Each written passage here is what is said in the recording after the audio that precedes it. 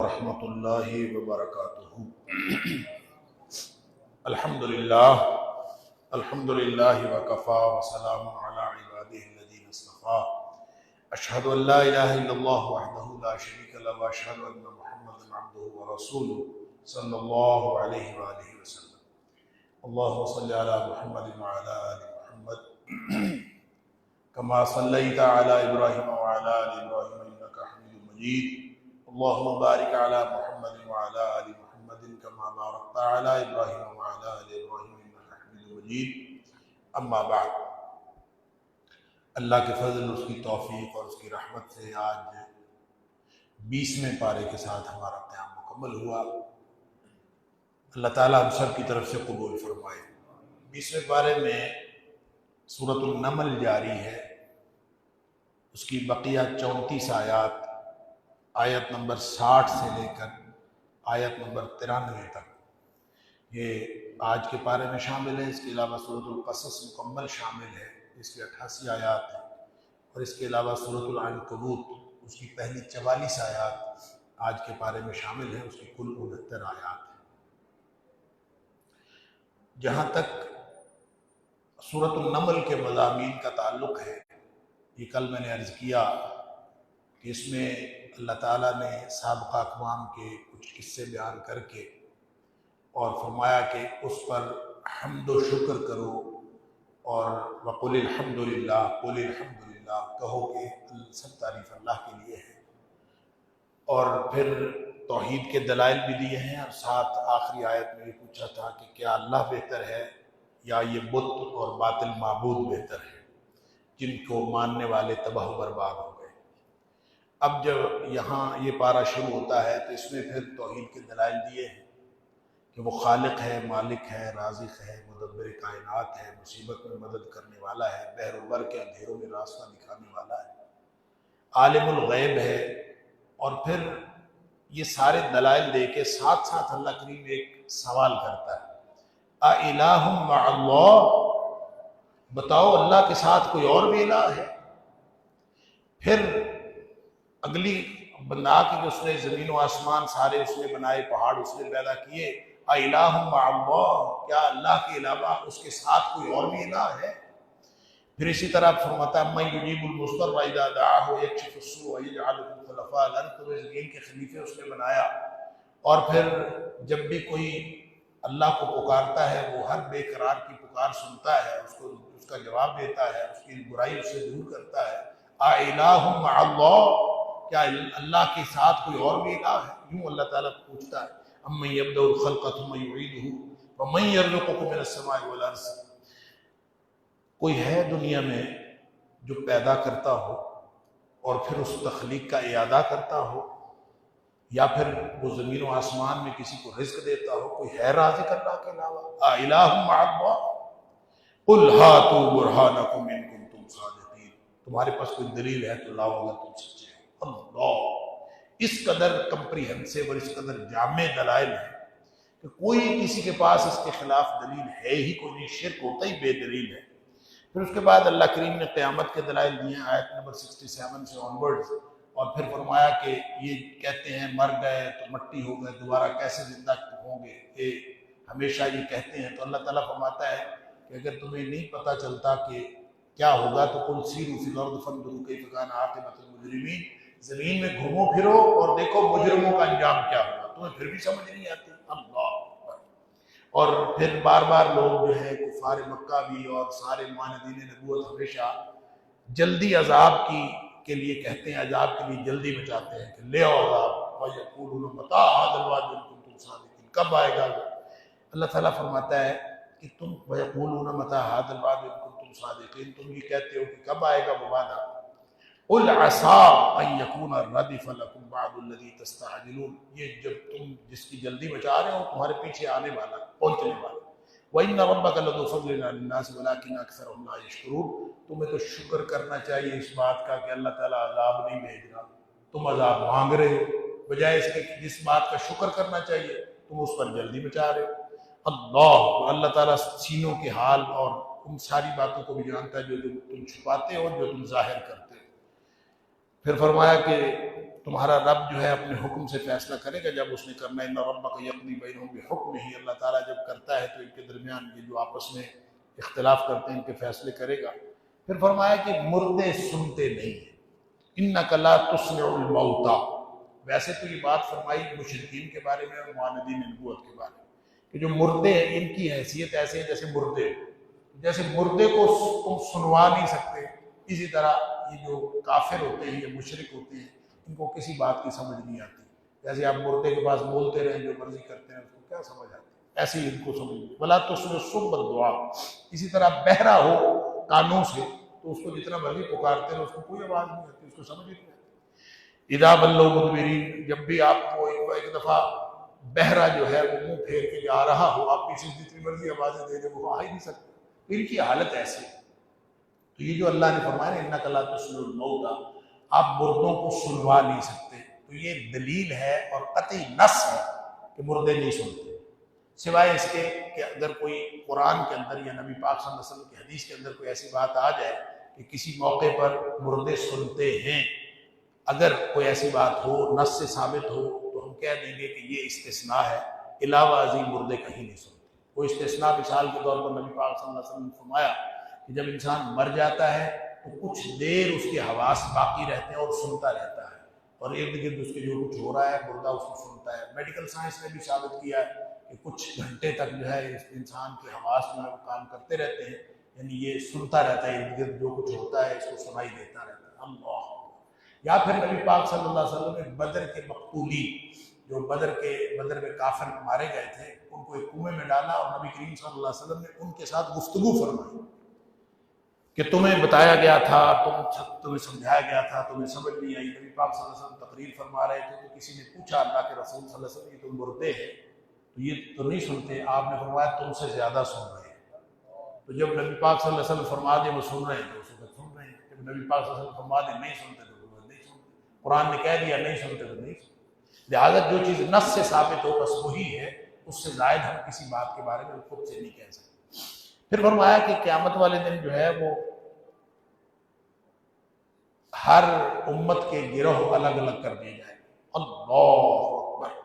وَيَوْمَ نَحْشُرُ مِنْ كُلِّ أُمَّةٍ فَوْجًا مِّمَّنْ يُكَذِّبُ بِآيَاتِنَا فَهُمْ يُوزَعُونَ، الگ الگ کر کے تقسیم ہو جائیں گے گروہ، یہ شرابیوں کا گروہ ہے، یہ زانیوں کا گروہ، یہ بدکاروں کا گروہ، یہ ظالموں کا گروہ، جس طرح کے گروہ ہوں گے سارے ان کو ٹولے بنا کے پھر ان کو جا کے جہنم میں پھینکا جائے گا۔ اللہ تعالیٰ معاف فرمائے۔ پھر فرمایا کہ قیامت والے دن یوم ينفخ في الصور ففزع من في السماوات ومن في الارض الا من شاء اللہ، سور پھونکا جائے گا۔ سور ایک بگل ہے جو ایک فرشتہ لے کے کھڑا ہوا ہے، اور جس وقت وہ بگل بجا قیامت قائم ہو گئی۔ اور قرآن پاک میں اس کے نفخے، یعنی نفخ کا مطلب ہے پھونک مار، تو سور کے اندر اس بگل کا نام ہے سور، سواد کے ساتھ۔ تو سور کے اندر جو پھونک مارنا ہے وہ کس طرح ہے، کتنا ہے، اللہ عالم، لیکن قرآن میں چونکہ مختلف جگہوں پہ ذکر ہے اس سور پھونکنے کا، اور پھر اس کے بعد کیا ہوگا اس کا بھی تذکرہ ہے۔ جیسے یہاں فرمایا کہ وَيَوْمَ يُنفَخُ فِي الصُّورِ، اس دن سور کے اندر پھونک ماری جائے گی، فَفَزِعَ مَنْ فِي السَّمَاوَاتِ وَمَنْ فِي الْأَرْضِ، زمین و آسمان کی ہر چیز گھبرا جائے، گھبراہٹ کا شکار ہو جائے۔ اللہ اکبر۔ اور یہ اس کا مطلب ہے ایک نفخہ ایسا ہوگا جس کے بعد گھبراہٹ ہوگی۔ تو اس سے پھر علماء کرام نے یہ نتیجہ نکالا ہے کہ کل 4 نفخے، ایک دفعہ پھونک ماری جائے گی، زمین و آسمان کی ہر چیز گھبراہٹ کا شکار ہوگی، افراتفری پھیل جائے گی زمین و آسمان۔ اللہ، پھر دوسری ایک دفعہ پھر نفخہ ہوگا تو سارے مر جائیں گے، موت طاری ہو جائے گی۔ اللہ، پھر ایک دفعہ پھر پھونک ماری جائے گی، اس پھونک سے سب جی اٹھیں گے دوبارہ، یعنی 3 نفخے ہو گئے، اور چوتھا نفخہ ہوگا تو سب حشر میں اکٹھے ہو جائیں گے۔ گویا کہ اللہ کی طرف سے یہ کاشن ہوگا زمین و آسمان کی تباہی و بربادی کا، اور پھر سب لوگ ایک دفعہ بلیا بیٹ ہو جائیں گے۔ کل من علیہا فان ویبقی وجہ ربک ذو الجلال والاکرام۔ تو ایک رب کی ذات باقی رہے گی، باقی سب تباہ و برباد ہو جائیں گے۔ پھر نفخہ ہوگا، پھر جی اٹھیں گے، پھر نفخہ ہوگا، سارے حشر میں اکٹھے ہوں گے، وہاں جا کے حساب کتاب ہوگا۔ اللہ اکبر۔ صنع اللہ الذی اتقن کل شیء، اللہ تعالیٰ فرماتا ہے وَتَرَى الْجِبَالَ تَحْسَبُهَا جَامِدَةً وَهِيَ تَمُرُّ مَرَّ السَّحَابِ، اس دن تم پہاڑوں کو یوں دیکھو گے جیسے بادل چلتے ہیں نا، بادلوں کی طرح پہاڑ اڑتے پھر رہے ہوں گے۔ بندہ حیران رہ جائے گا کہ پہاڑوں کو کیا ہو گیا، یہ اتنے ہیوی اور اتنے پہاڑ بڑے بڑے زمین پر گڑے ہوتے ہیں بادلوں کی طرح اڑ رہے ہوں گے. اللہ تعالیٰ فرماتا ہے صنع اللہ الذی اتقن کل شیء، یہ اللہ کی بناوٹ ہے، اللہ کی صنعت ہے، اللہ کی کاریگری ہے. اللہ نے جس ہر چیز کو مضبوط اور محکم بنایا ہے، جس کو چاہتا ہے وہ اڑا دیتا ہے اور جس کو چاہتا ہے وہ جما دیتا ہے. اللہ اکبر.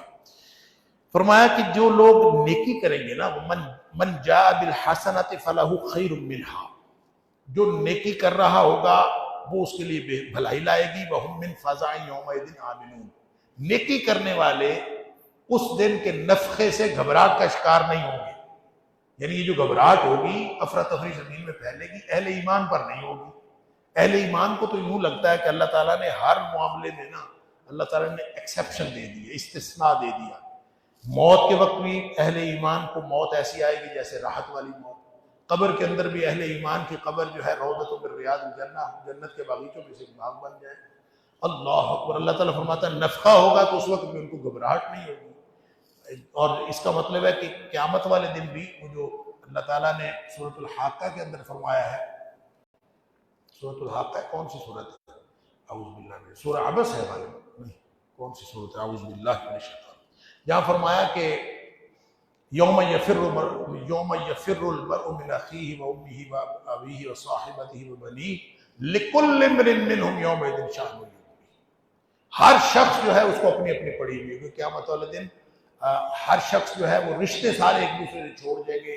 یوم یفر المرء من اخیہ، بھائی کو چھوڑ جائے گا، باپ کو چھوڑ جائے گا، بیٹے کو چھوڑ جائے گا، سب کو چھوڑ. وامہ وابیہ، اپنے ماں باپ کو چھوڑ. اتنی سخت صورتحال، اتنی خوفناک صورتحال. لیکن فرمایا کہ وجوہ یومئذ مسفرہ، اس دن کچھ چہرے چمک رہے ہوں گے. ضاحکۃ مستبشرہ، صرف چمک نہیں رہے ہوں گے، خوش ہوں گے اور ہنس رہے ہوں گے. سبحان اللہ. تو یہاں فرمایا کہ جو لوگ نیکی لے کر آئیں گے نا، من جاء بالحسنہ، جو نیکیوں کے ساتھ وہاں آئیں گے، فلہ خیر منہا، وہ اس کے لیے بھلائی پیدا کر دے گی. وہم من فزع یومئذ آمنون، اس دن ان کو کوئی گھبراہٹ نہیں ہوگی، وہ گھبراہٹ سے محفوظ رہیں گے. سبحان اللہ. ومن جاء بالسیئہ، اور جو برائیاں ساتھ لے کے آئے گا، فکبت وجوہہم فی النار، ان کو اوندا کر کے جہنم کے اندر پھینکا جائے گا. اللہ تعالیٰ معاف فرمائے. هل تجزون الا ما کنتم تعملون، تمہیں صرف اسی چیز کا بدلہ دیا جائے گا جو کرتوت تم کرتے تھے. اللہ تعالیٰ معاف فرمائے. نبی کریم صلی اللہ علیہ وسلم کو فرمایا کہ آپ کہہ دی انما امرت ان اعبد رب هذه البلدة الذي حرمها، کہ مجھے تو یہ حکم دیا گیا ہے کہ میں تمہیں کہہ دوں کہ اس گھر کی کہ رب کی بندگی کرو. اللہ اکبر. آگے یعنی نبی پاک صلی اللہ علیہ وسلم کو کہہ دیا گیا ہے کہ آپ صرف اپنی پازیٹیولی اپنی تبلیغ جاری رکھیں، کسی کی سمجھ میں آتا ہے آئے، نہیں آتا نہ آئے. اس کے بعد سورۃ القصص ہے. سورۃ القصص کے اندر جو مضامین ہیں، اگرچہ اس کے اندر قصے اور قصہ موسیٰ جو ہے، موسیٰ علیہ السلام اور فرعون کا قصہ، اس کی گویا یہاں پہ تفصیل بھی ہے اور تکمیل بھی ہے، یہاں پہ مکمل ہوتا ہے. یہ سب سے زیادہ بیان ہونے والا قصہ ہے قرآن میں، اور یہاں سورۃ القصص میں بھی بیان ہوا. سورہ شعراء اور سورہ نمل جو پیچھے دونوں میں بھی یہ بیان ہوا ہے، اور یہاں سورۃ القصص میں بیان ہوا ہے. یہاں کہانی کم و بیش مکمل ہو جاتی ہے. اللہ اکبر. یہاں اس سورت کا جو مرکزی مضمون ہے وہ یہ کہ مادی قوت جو ہے وہ ایمانی قوت کے مقابلے میں کوئی حیثیت نہیں رکھتی. مادی قوت جتنی مرضی ہو، جب ایمان کی قوت آتی ہے تو مادی قوت ملی امیٹ ہو جاتی ہے.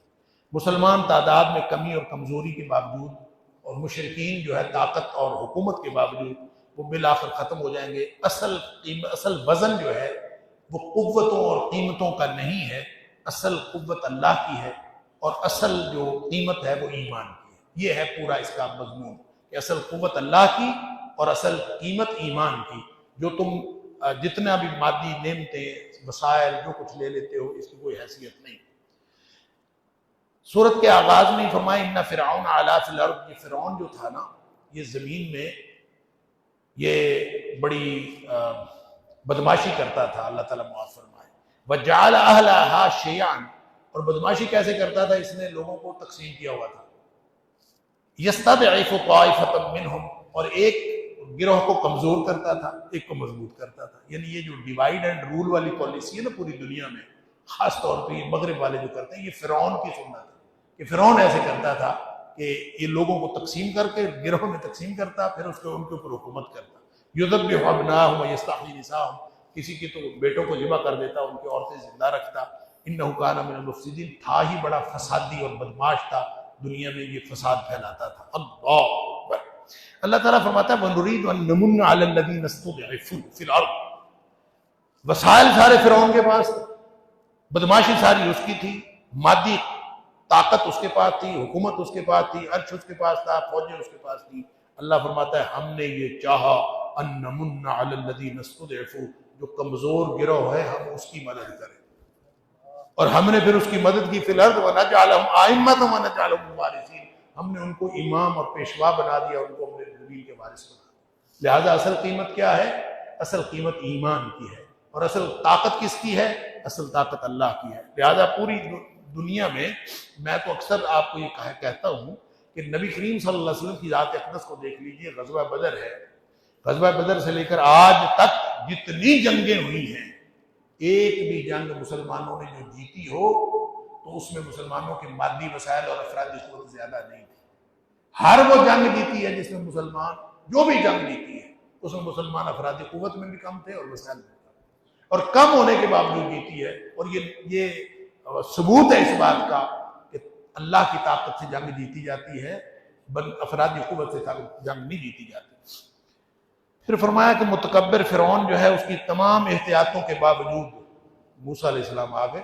جب اللہ نے چاہا کہ یہ کمزور طبقہ میں نے اس طاقتور طبقے کے اوپر غالب کرنا ہے، تو اس نے کہا تھا میں نے موسیٰ کو آنے نہیں دینا، تو وہ لوگوں کو ذبح کرتا تھا، لڑکے ذبح کر دیتا تھا. اللہ تعالیٰ نے اس سارے ماحول کے اندر موسیٰ علیہ السلام کو زندہ رکھا کہ اماں جی سے جب پیدا ہوئے تو اماں جی پریشان، اب میں کیا کروں؟ فرمایا کوئی مسئلہ نہیں، جب خطرہ محسوس کرو تو صندوق میں ڈال کے اس کو دریا میں ڈال دو، اور دریا میں جا کے وہ چلا گیا فرعون کے گھر میں. فَالْتَقَطَهُ آلُ فِرْعَوْنَ لِيَكُونَ لَهُمْ عَدُوًّا وَحَزَنًا. اللہ اکبر. فرعون نے ہی پکڑا اور فرعون کے گھر میں ہی پلا، اور اس کا دشمن بھی تھا اور ان کے لیے پریشانی کا باعث بھی تھا. سبحان اللہ. ان فرعون وہامان وجنودہما کانوا خاطئین. جو بدبخت خطا کار ہوتے ہیں ان کے ساتھ اسی طرح ہوتا ہے، ذلیل و رسوا ہوتے ہیں کہ اپنی ہی تدبیر ان کے خلاف پڑتی ہے. اللہ اکبر. قتل کرنا چاہ رہا تھا، بچے کو پکڑ کے اس نے قتل کرنا چاہا تھا. اہل خانہ نے کہا کہ نہیں، قتل کرنے کی کیا ضرورت ہے، اس کو بیٹا بنا لیتے ہیں، پتہ نہیں کہاں سے آئی، بنی اسرائیلی تھوڑی، باہر ان کو بیٹا بنا لیا. اللہ تعالیٰ اسی کے گھر میں اس کو پالا. فرمایا اللہ کا کرنا ہو کے رہتا ہے.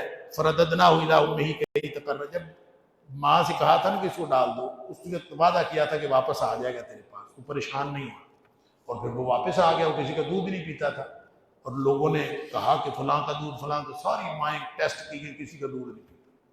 پھر وہ آئی، بہن پیچھے پیچھے تھی، اور اس نے کہا میں تمہیں ایک ماں بتاتی ہوں، وہ شاید اس کا دودھ پی، بلا لیا، اس کا دودھ پی لیا، چلو جاؤ اس کو پالو. کیا اللہ تعالیٰ فرماتا ہے کہ ہم نے تیری ماں کی طرف تجھے واپس کر دیا، کئی تقر عینھا، تاکہ اس کی آنکھیں بھی ٹھنڈی رہیں، ولا تحزن ولتعلم ان وعد اللہ حق، اور تو دنیا کائنات کو پتہ چل جائے کہ اللہ نے جو کرنا ہوتا ہے وہ ہو کے رہتا ہے. اللہ کا کرنا حق ہے. ولکن اکثر لا یعلمون. دنیا والوں کو پتہ نہیں ہے اصل میں، اللہ جب کرنا چاہتا ہے تو وہ ہو جاتا ہے، لوگوں کو اللہ پر بھروسہ نہیں. بہرحال جب حضرت موسیٰ علیہ السلام بڑے ہو گئے، شہر میں پھرتے تھے، قبطی جو بدماش تھے فرعون کی قوم، اور بنی اسرائیل کو غلام بنایا ہوا تھا، ہر وقت لڑائیاں، ہر وقت ظلم چلتا رہتا تھا. موسیٰ علیہ السلام دیکھتے ہوں گے پریشانی تو ہوتی ہے، تو پریشان رہتے ہوں گے. ایک دن دیکھا کہ ایک قبطی اور ایک بنی اسرائیلی کی لڑائی ہو رہی، اور بنی اسرائیلی نے موسیٰ علیہ السلام سے مدد مانگی کہ دیکھو مجھے مار رہا ہوگا بدبخت کوئی، ظاہر ہے وہ ان کو ہر وقت سزائیں دیتے تھے اور مختلف قسم کی ان کو حرکتیں کرتے رہتے تھے. بہرحال موسیٰ علیہ السلام قریب ہوئے اور دیکھا کہ وہ واقعی بدماشی کر رہا تھا، تو آپ نے ایک مکہ جڑ دیا. فَوَقَذَهُ مُوسَىٰ. موسیٰ علیہ السلام نے ایک مکہ مارا، فَقَضَىٰ عَلَيْهِ. وہ ایک مکے کے ساتھ ڈھیر ہو گیا، اسی میں مر گیا. بڑی پریشان ہوئے. قال هذا من عمل الشیطان. حضرت موسیٰ علیہ السلام کہتے ہیں یہ تو شیطانی کام ہے، میں نے تو نہیں مارا اس کو، یہ پتہ نہیں کیسے مر گیا. بہرحال اس کے بعد قال رب انی ظلمت نفسی فاغفر لی فغفر له. اللہ سے معافی مانگی، اللہ فرماتا ہے ہم نے اسی وقت معاف کر دیا. غلطی ہوئی تھی، اللہ تعالیٰ نے اسی وقت معاف کر دیے. بہرحال اس کے بعد چلتے چلتے اگلے دن جو ہے پھر بھی دیکھا تو وہی بنی اسرائیلی پھر کسی اور کے ساتھ لڑ رہا ہے. حضرت موسیٰ علیہ السلام اس کے قریب ہوئے کہ اس کو سمجھائیں کہ یار تو روز ہی لڑتا ہے، نہ لڑا کر. تو بھی قریب ہوئے تو اس کو خطرہ ہوا کہ کل اس نے ایک موقع مارا تھا، بندہ مار گیا. اس کو پریشانی ہوئی کبھی آج مینوں جاڑ دیتا تو میں نہیں گیا. اس نے شور مچا دیا، اس نے کہا کہ جی کل بھی بندہ مارا تھا، آج مجھے پھر مارنے لگے. وہ ساری دنیا کو پتہ چل گیا کہ بندہ نہیں مارا تھا. بار ایک آدمی بھاگا ہوا آیا، وجاء رجل من اقصى المدینہ یسعی قال یا موسیٰ ان الملأ یأتمرون بک لیقتلوک. موسیٰ علیہ السلام سے آ کے کہا کہ میں دیکھ کے آیا ہوں دربار میں پروگرام بن گیا تجھے قتل کرنے کا، لہٰذا تو یہاں سے نکل گیا. فاخرج انک لک من الناصحین، میں نصیحت کرتا ہوں، خیر خواہی کرتا ہوں، یہاں سے نکل.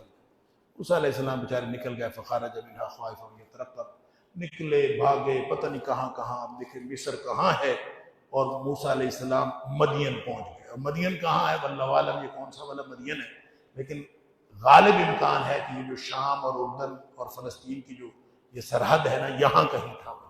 وہاں سے نکلے اور ادھر آ یہاں آ کے پریشانی، اور ظاہر ہے کہ ایک اجنبی بھی اور بھوکے بھی، اور آ کے وہاں دیکھا تو مدین میں لوگ پانی پلا رہے تھے اپنے اپنی جانوروں کو. تو دو خواتین جو ہیں الگ کھڑی ہوئی تھی، وہ پانی نہیں پلا رہی تھی. ان کو سمجھ آئی کہ یہ بیچاری انہوں نے پانی، وہ بوکا جو سب سے نہیں اٹھایا جاتا تھا، کئی بندے اکٹھے ہو کے نکالتے تھے، انہوں نے اکٹھے نکال کے ان کو دے دی. وہ بڑی حیران ہوں، یہ تو بڑا کوئی سخت جان قسم کا بندہ ہے. جا کے ابا جی کو بتایا. اللہ قالت احداہما یا ابت استاجرہ ان خیر من استاجرت القوی الامین. دو باتیں ہم کہیں، ایک تو امانت دار ہے، ایک قوت والا ہے. قوت والا تو ان کو پتہ چلا بوکا نکالا تھا، امانت دار کیسے پتہ چلا؟ اللہ مفسرین نے لکھا ہے کہ حضرت موسیٰ علیہ السلام نے اس دوران آنکھ اٹھا کے نہیں دیکھا، اس سے پتہ چلا کہ ہے بندہ دیانتدار اور امانت والا آدمی. اللہ بہرحال وہاں سے بلا کے ان کو لے گئے. اور حضرت شعیب تھے ان دونوں خواتین کے والد، یا کوئی اور تھے، قرآن نے نام نہیں لیا کہ وہ کون تھے مدین والے، لیکن مفسرین کا خیال ہے کہ شاید وہ حضرت شعیب علیہ السلام تھے.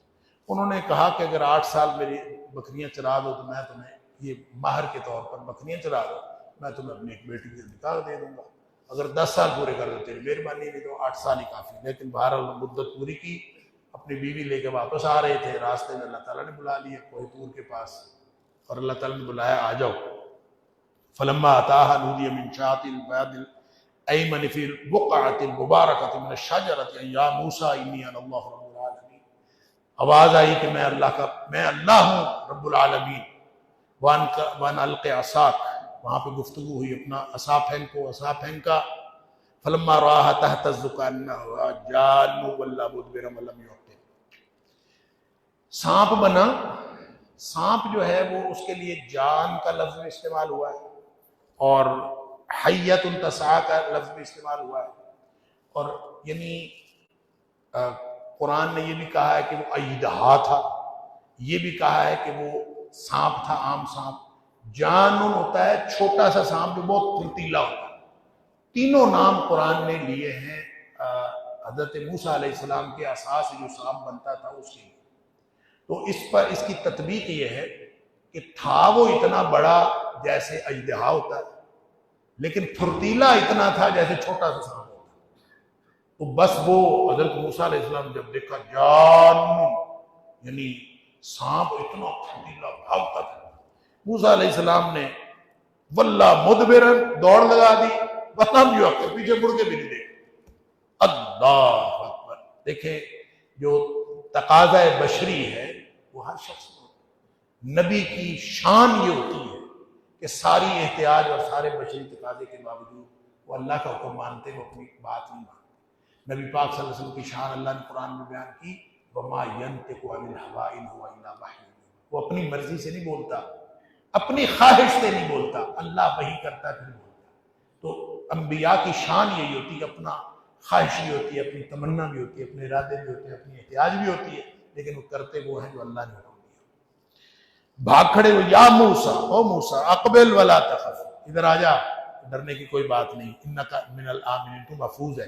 اسلک یدک فی جیبک، اپنے یہاں سے نکالو اپنا ہاتھ، تخرج بیضاء من غیر سوء، اس میں سے روشنی نکلی۔ فرمایا یہ دو نشانیاں، فذانک برہانان من ربک الی فرعون وملئہ، یہ دو نشانیاں لے کے فرعون کی طرف چلے جاؤ، جا کے ان کو فرعون کی طرف جاؤ، یہ فاسق قوم میں سے ہے، اور جا کے ان کو تبلیغ کرو۔ فوراً خیال آیا، میں دوڑا تو اس لیے تھا کہ میں نے بندہ قتل کیا تھا، وہ مجھے قتل کرنے پر تلے ہوئے تھے۔ قال رب انی قتلت منهم نفسا، کہا کہ اللہ میں تو ان کا ایک بندہ مارا ہوا ہے، فاخاف ان یقتلون، مجھے ڈر ہے مجھے قتل کر دیں گے۔ واخی ہارون هو افصح منی لسانا فارسلہ معی رد ان یصدقنی انی اخاف ان یکذبون۔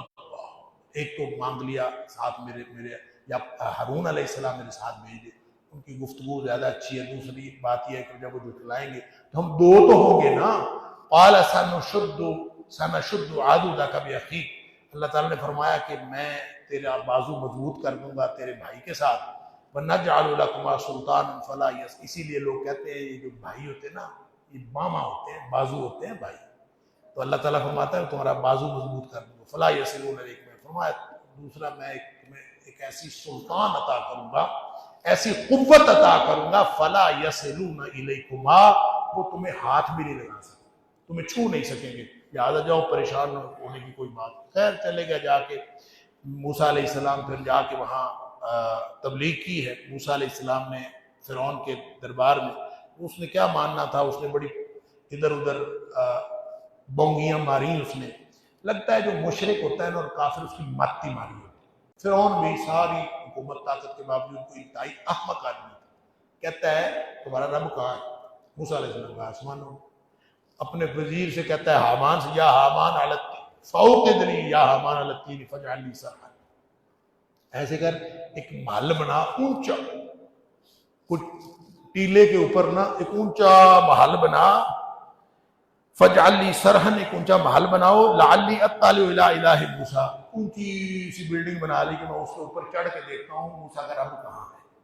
کمال آدمی، یعنی بچے کو بھی پتا ہے کہ یہ احمقانہ حرکت نہیں بندہ کرتا، اور اس کو نہیں پتا، لگتا ہے بچوں سے بھی زیادہ احمق ہوتے ہیں، اللہ تعالیٰ معاف فرمائے۔ وَاسْتَكْبَرَ هُوَ وَجُنُودُهُ فِي الْأَرْضِ بِغَيْرِ الْحَقِّ وَظَنُّوا إِلَيْنَا لَا يَرْجِعُونَ، بہرحال انہوں نے استکبار کیا، پھر اللہ تعالیٰ فرماتا ہے غرقاب ہو گئے بالآخر سارے کے سارے۔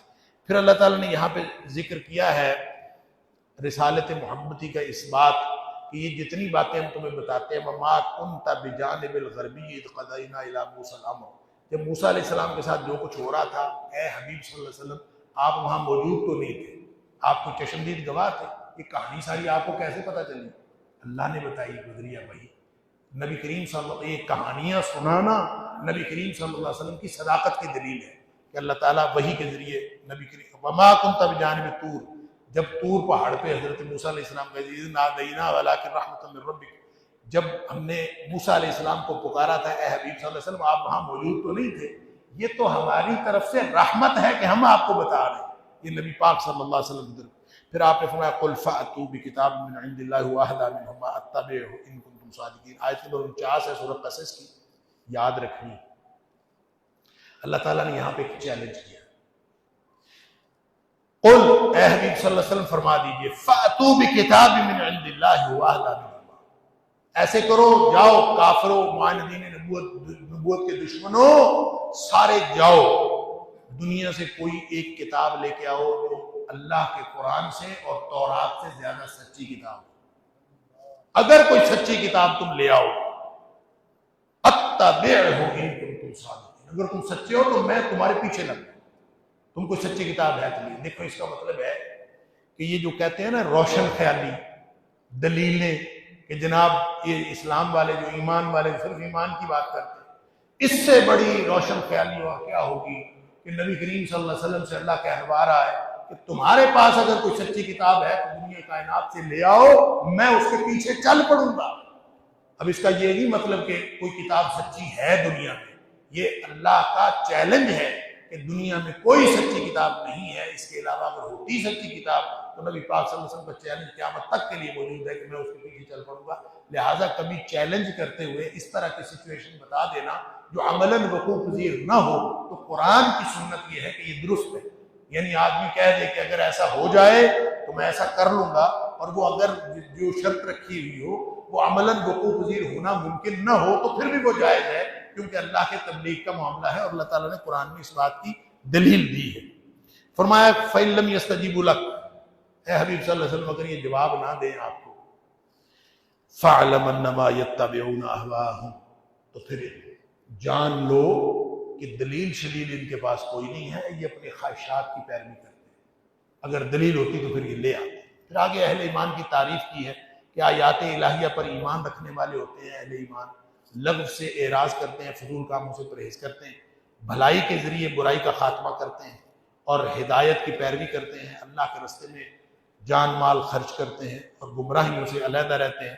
فرمایا کہ ان سب کو اللہ تعالیٰ قیامت والے دن جو ہے وہ اجر عطا کرے گا۔ پھر فرمایا انک لا تہدی من احببت ولکن اللہ یہدی من یشاء، ہدایت اللہ کے ہاتھ میں ہے، اے حبیب صلی اللہ علیہ وسلم آپ جس کو چاہیں آپ ہدایت نہیں دے سکتے۔ اللہ، حدیث میں آتا ہے نبی پاک صلی اللہ علیہ وسلم کا سب سے زیادہ جو دل کرتا تھا نا کہ آپ اتنا غم کرتے تھے عام لوگوں کے بارے میں بھی کہ کیوں نہیں مومن ہوتے، تو سب سے زیادہ اپنا چچا جو ابو طالب تھا سبحان اللہ اس کے بارے میں۔ اور ایک دفعہ تو جب وہ بیمار تھے تو خود اس کے پاس جا کے کان میں کہا کہ چچا میرے کان میں کلمہ پڑھ دو تاکہ میں قیامت والے دن اللہ سے جھگڑا کر سکوں، کلمہ پڑھ دو۔ ابو جہل سامنے کھڑا ہوا تو نبی پاک صلی اللہ علیہ وسلم نے کان میں بات کی تھی، تو جب ابو طالب نے یوں دیکھا تو ابو جہل سامنے کھڑا تھا۔ ابو جہل کو پتا تھا کہ محمد کریم صلی اللہ علیہ وسلم کان میں اور کیا سکتے ہیں، لہٰذا اس نے بد وقت نے یوں اشارہ کیا، نہ کلمہ نہ پڑھا، نہیں پڑھا۔ یہ قسمت کی بات ہے، انک لا تہدی من احببت، اے حبیب صلی اللہ علیہ وسلم آپ کسی کو ہدایت نہیں دے سکتے جس کو آپ چاہتے ہو، ولکن اللہ یہدی من یشاء۔ آگے گمراہ لوگوں کا انجام ہے، اور پھر فرمایا کہ جو گمراہ لوگ ہیں مشرکین، ان سے 3 سوال اللہ نے کیے ہیں۔ ایک سوال تو یہ کہ بتاؤ شریک معبود کہاں ہیں، قیامت والے دن اللہ پوچھے گا یوم ینادیہم فیقول این شرکائی الذین کنتم تزعمون، اب کدھر گئے تمہارے باطل معبود۔ پھر ایک سوال پوچھے گا، اللہ تعالیٰ کہے گا کہ اپنے معبودوں کو پکارو، وقیل ادعوا شرکاءکم فدعوہم، اپنے معبودوں کو پکارو، آوازیں دو، وہ آوازیں دیں گے لیکن کوئی ان کو جواب نہیں ملے گا۔ اور پھر ایک سوال یہ پوچھا جائے گا وَيَوْمَ يُنَادِهِمْ فَيَقُولُ مَاذَا أَجَبْتُمُ الْمُرْسَلِينَ، پوچھا جائے گا یہ بتاؤ کہ تم نے نبیوں کو رسولوں کو جواب کیا دیا تھا، رسولوں کے کو کیا رسپانس کیا تھا۔ اللہ اکبر، اللہ تعالیٰ فرماتا ہے جواباً بدحواس ہو جائیں گے، فَعَمِيَتْ عَلَيْهِمُ الْأَنبَاءُ يَوْمَئِذٍ فَهُمْ لَا يَتَسَاءَلُونَ، سوالوں کو سنیں گے لیکن بدحواس ہو گئے، آگے کوئی جواب نہیں ان کو آئے گا۔ پھر آگے اللہ تعالیٰ نے دلائل توحید دی ہیں آیت نمبر 68 سے 73 تک کہ تخلیق و اختیار کا مالک صرف اللہ ہے، سینوں کے رازوں سے بھی وہ واقف ہے، وہی الہ ہے، اسی کا حکم، اسی کی حمد، اسی کی طرف لوٹ کر جانا ہے۔ ہمیشہ کے لیے اگر رات ہو جائے تو اس کے علاوہ کوئی روشنی لانے والا نہیں، اور ہمیشہ کے لیے اگر دن ہو جائے تو تمہارے آرام کے لیے رات لانے والا کوئی نہیں، اللہ کے علاوہ کوئی الہ نہیں ہے۔ اللہ۔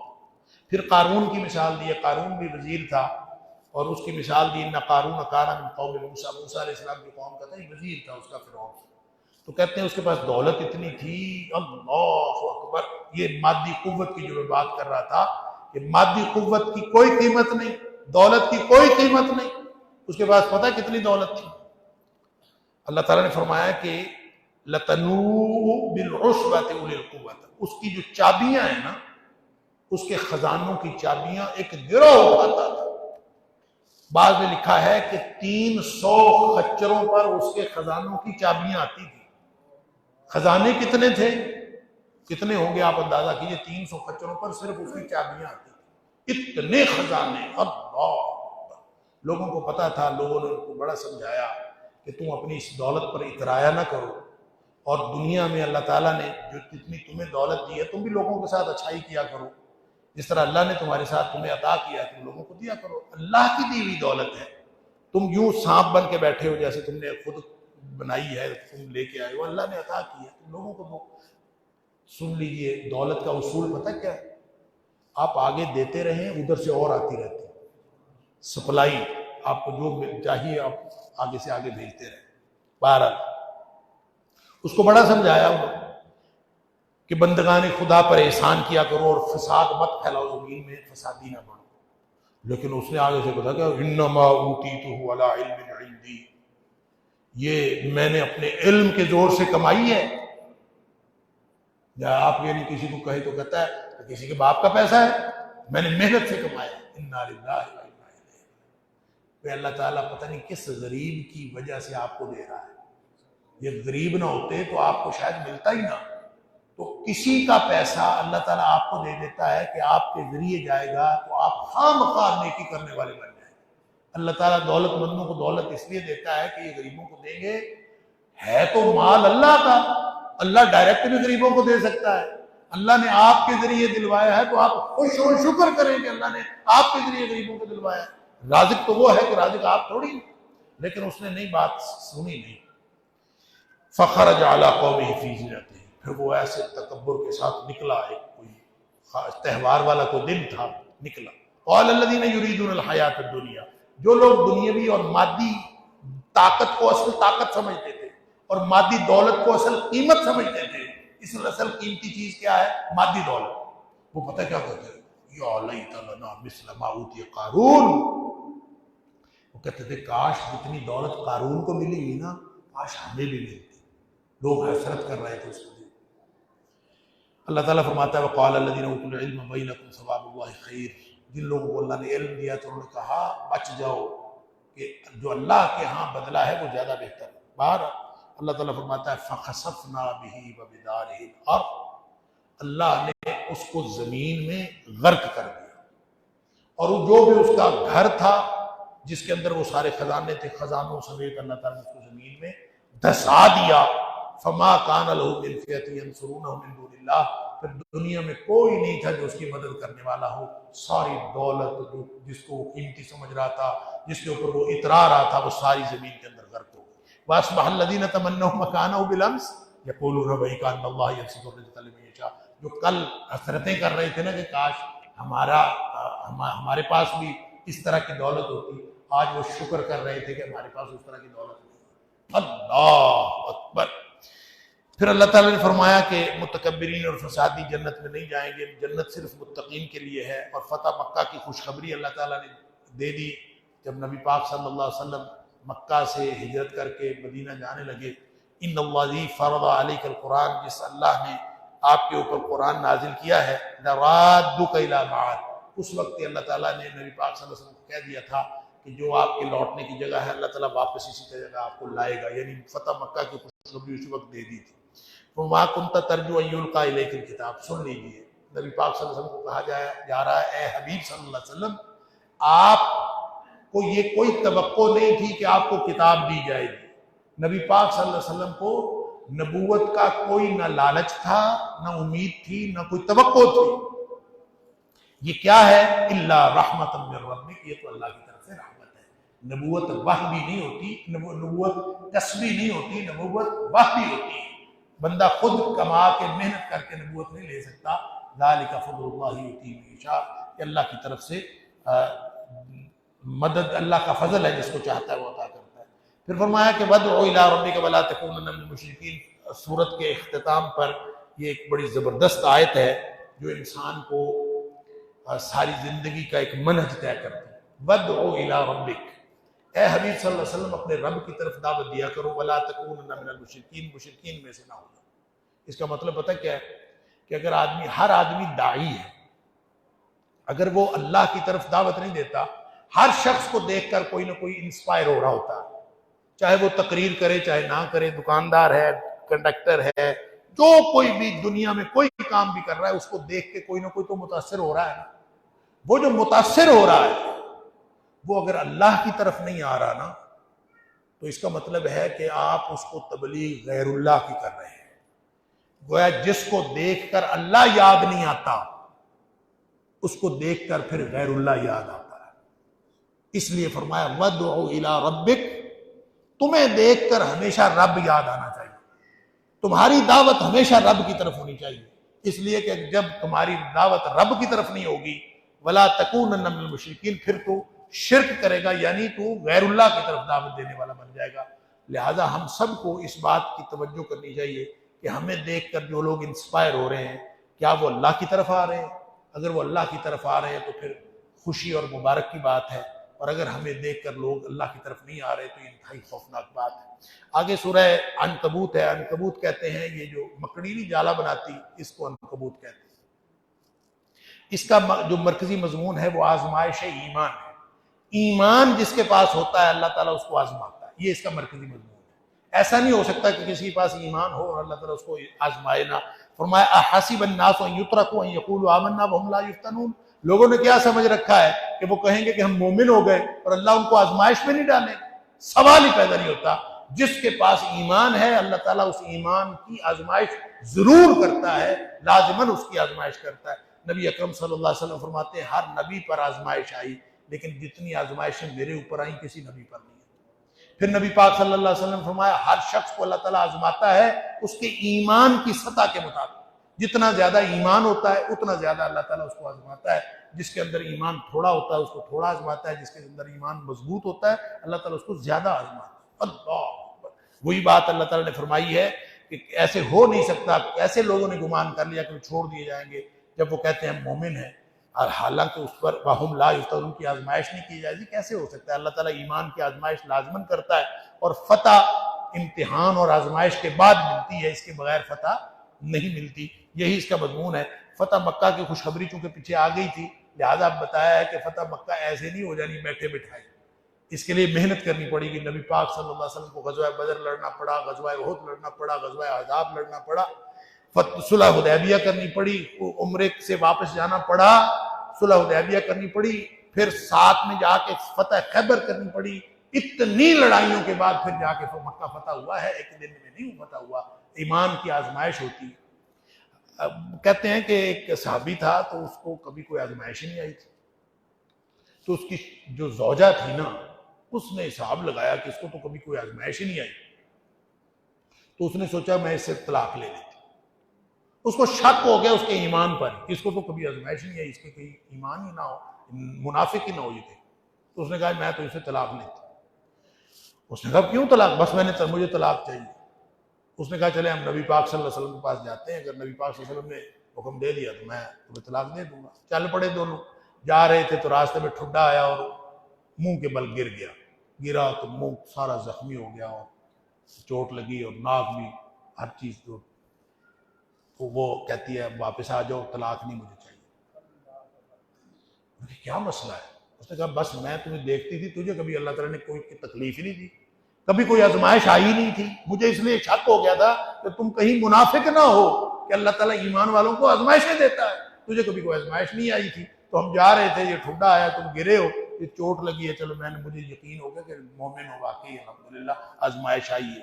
اس لیے اللہ تعالیٰ فرماتا ہے احسب الناس ان یترکوا، لوگوں نے کیا گمان کر رکھا ہے کہ وہ چھوڑ دیے جائیں گے یوں ہی، ان یقولوا آمنا، کہ وہ یہ اعلان بھی کرے کہ ہم مومن ہیں، وَهُمْ لَا يُفْتَنُونَ، پھر ان کو آزمائش نہ کی جائے، یہ کیسے ہو سکتا ہے؟ لہٰذا یہ آزمائشیں ہوگی، اور صحابہ کرام پر کتنی آزمائشیں آئیں اتنی ہمارے اوپر تو نہیں آ سکتی۔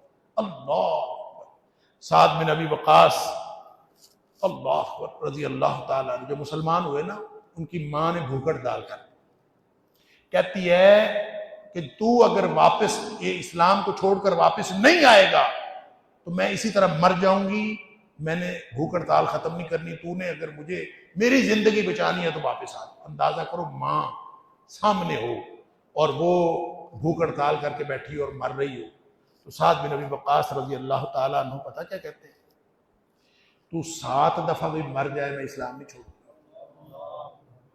یہ آزمائش غزوہ بدر میں دیکھیں، اپنے رشتہ دار سامنے تھے، رشتہ داروں نے رشتہ داروں کو مارا۔ اللہ ابوبکر صدیق رضی اللہ تعالیٰ کا بیٹا کہتا ہے ابا جی آپ میرے سامنے کئی دفعہ آئے تو میں نے آپ کو نہیں مارا، ان کا بیٹا تو میرے سامنے آ جاتا تو میں تمہیں ضرور مار دیتا۔ کیوں؟ ہم تو اللہ کے لیے لڑ رہے ہیں، ہمارا تو اور کوئی مسئلہ نہیں ہے۔ لہٰذا یہ جو آزمائش ہے نا، اس میں فیل پاس ہونے والے جو ہیں یہ ایسے نہیں ہوتے، یہ فتح آزمائش کے بعد ملتی ہے، اور ایمان کی آزمائش ہوتی ہے۔ اللہ اکبر۔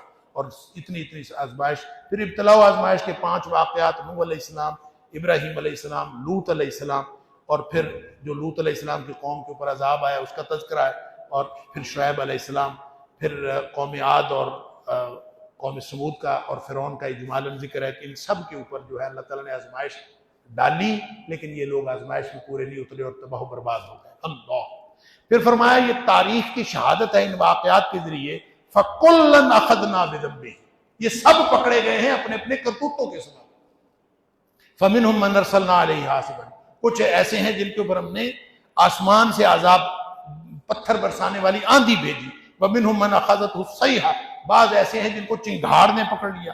وَمِنْهُمْ مَنْ خَسَفْنَا بِهِ الْأَرْضَ، بعض ایسے ہیں جن کو ہم نے زمین میں دھسا دیا۔ وَمِنْهُمْ مَنْ أَغْرَقْنَا، بعض ایسے ہیں جن کو ہم نے سمندر میں غرق کر دیا۔ وَمَا كَانَ اللَّهُ لِيَظْلِمَهُمْ وَلَٰكِنْ كَانُوا أَنفُسَهُمْ يَظْلِمُونَ، اللہ نے ان کے اوپر ظلم نہیں کیا، انہوں نے اپنی جانوں پر خود ظلم کیا، اپنے کرتوتوں کی وجہ سے پکڑے گئے۔ اللہ اکبر۔ پھر اللہ تعالیٰ فرماتا ہے کہ یہ مثالیں ہم اس لیے پیش کرتے ہیں، ایک مثال پیش کی ہے۔ اللہ تعالیٰ فرماتا ہے کہ جن لوگوں نے بھی اللہ کو چھوڑ کر غیر اللہ کو اپنا خدا بنایا ہے، ان کی مثال ایسے ہے جیسے مکڑی کا جالا ہو۔ مکڑی کا جالا ہم سب نے دیکھا ہے، اور مکڑی کے جالے کے پاس ہوتا کیا ہے، ادھر سے ہوا آئی تو ادھر لے گئی، ادھر سے ہوا آئی تو ادھر لے گئی۔ اس کے بعد فرمایا ان اوہن البیوت لبیت العنکبوت، دنیا کائنات میں سب سے کمزور اور بودا گھر وہ مکڑی کا جالا ہوتا ہے۔ اور جن لوگوں نے اللہ کو چھوڑ کر معبود بنائے ہوئے ہیں، ان کا عقیدہ مکڑی کے جالے سے بھی زیادہ کمزور ہے۔